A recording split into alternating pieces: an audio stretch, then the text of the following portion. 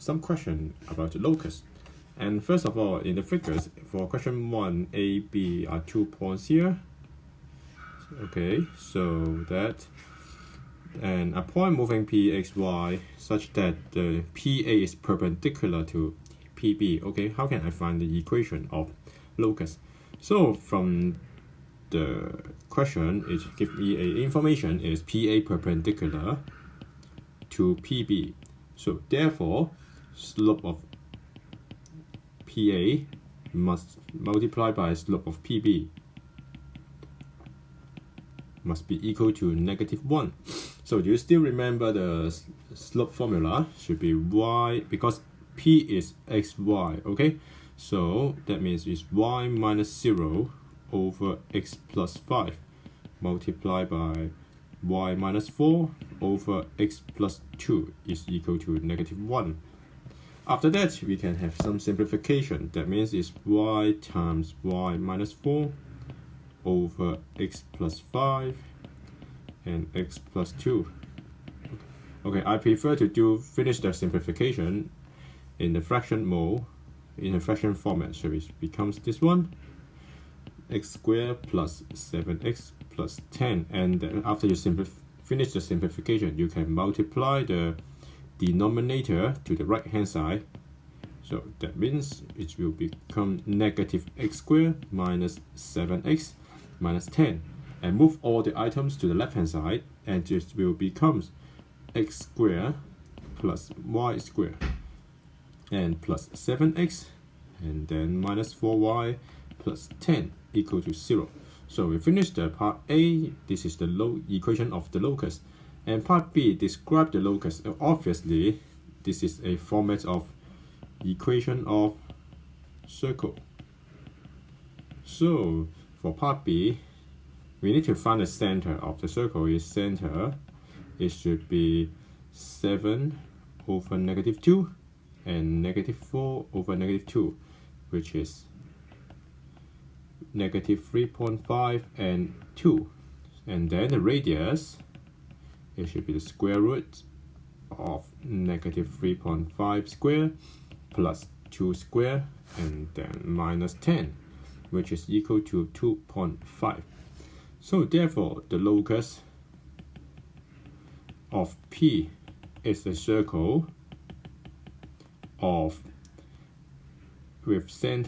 with center -3.5 and 2 and radius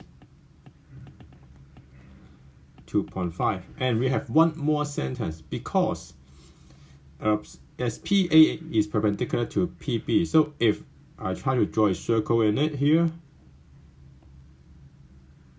okay, and the midpoint is the center. But when P is at B this point and A is in this point, it will become a straight line of the locus of PBA, okay, because P is overlapped with A, then PA is not perpendicular to PB. So I write down one more important sentence is when P,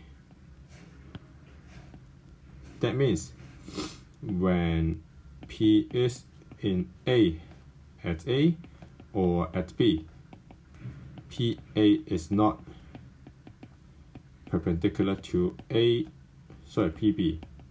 So the circle excluding A and B. Okay, this is an important concept. And then I will demonstrate for question number 2, which is similar to question number 1. So I will skip it and I will demonstrate question number 3. It's similar. Some of it is similar.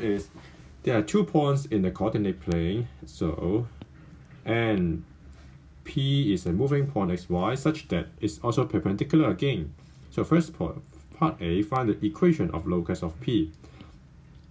Therefore, I try to write down PA perpendicular to PB. So the slope of PA multiply slope of PB, which must be equal to -1. So therefore it's y plus 1 over x minus 7 times y minus 5 over x minus 4 is equal to negative 1. Okay, and then you will need to do some simplification. So it will become like this. Oh, sorry, I write it wrongly here. 7 is, and then x minus 4 equal to negative 1, and try to expand it.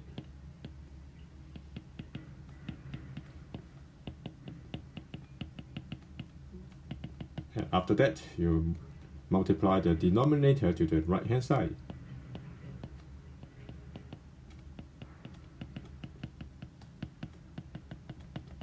And move all the terms to the left hand side and become the format of this equation.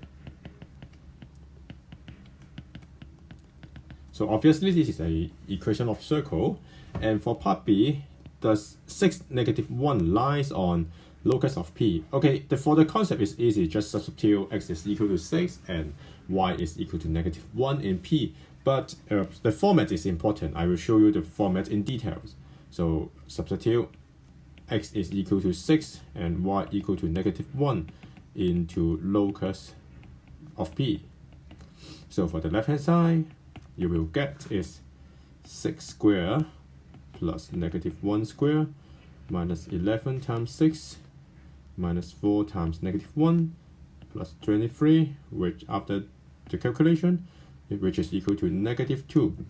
But for the right hand side here, it should be 0, okay? So which is not equal to right hand side. So 6, negative 1, this point does not lie on locus of P. So we finish question number 3. And the last question in this worksheet is, and now in this there are 2 points again with a moving point P such that there are another condition, which is AB squared plus PB squared equal to AB squared, just like Pythagoras' theorem. So part A, equation of the locus of P, which should be, as the question gives us, is AB squared plus PB squared equal to 8B squared.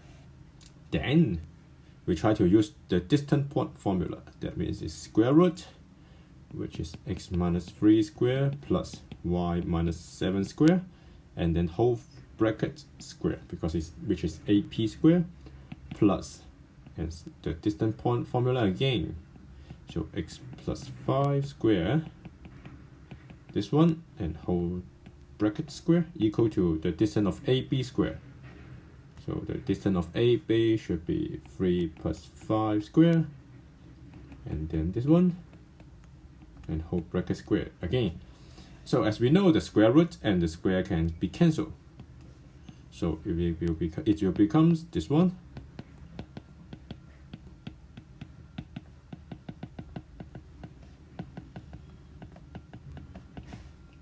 which is 8 squared plus 6 squared. So after you expand it, it will become like this. So you need, in this calculation, you must do it very carefully for each terms. Otherwise, you will get some careless mistake. So move the, and we can group the like terms together and move all the items to the left hand side. It will become 2x squared plus 2y squared plus 4x plus 16y minus 16 equal to 0. And this not, we have not finished, because we have some simplification. It's divided by 2 on both sides. So it will become this one. So we finished the part A. This is the equation of the locus.